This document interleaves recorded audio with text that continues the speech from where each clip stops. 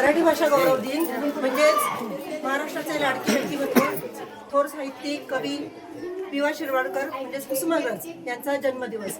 आणि आपल्याला माहिती आहे की त्यांची साहित्य संपत्ती अशी विपुल आहे।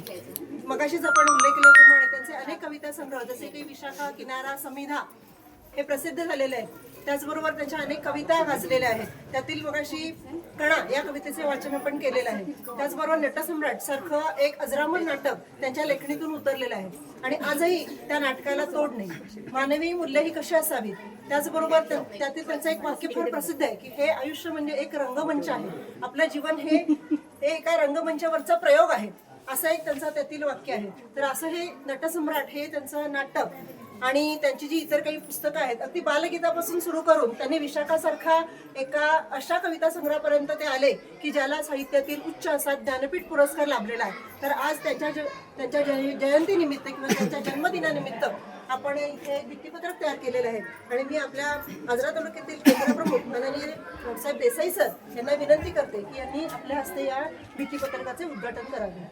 तालुक्याचे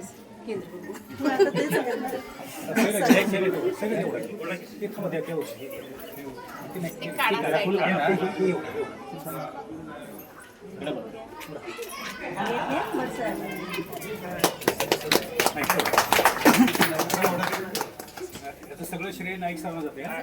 नाईक सरांना आहे। ओके तसं ते शिक्षक होते।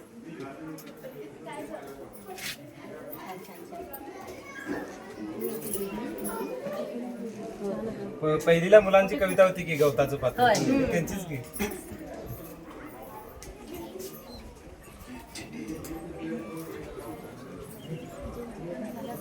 सरांचं पेंटिंग, चित्रकला, फलक लेखन या लवकर या। आज मराठी राजभाषा दिन या निमित्तानं या केंद्र शाळा मडगे या ठिकाणी मराठी भाषा गौरव दिन हे भित्तीपत्रक सादर केलं।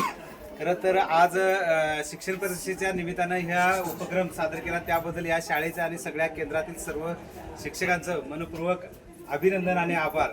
खरं तर मगाशी मॅडमनी सांगितले त्या पद्धतीनं कवी कुसुमाग्रज हे कवीच नव्हते तर उत्कृष्ट असे नाटककार होते।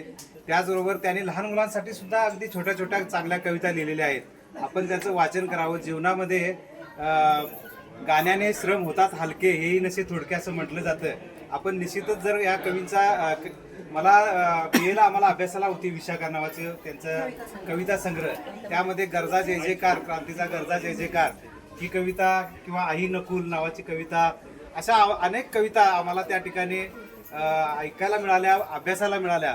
खरं तर त्यांच्या निमित्तानं आज आपण मराठी साहित्याचा अतिशय चांगल्या पद्धतीनं अभ्यास करू शकतो आणि तो जीवनामध्ये आपल्याला आनंद देणारा ठरतो। या भित्तीपत्रकाच्या निमित्तानं तुम्हा सर्वांचं आभार आणि मी थांबतो।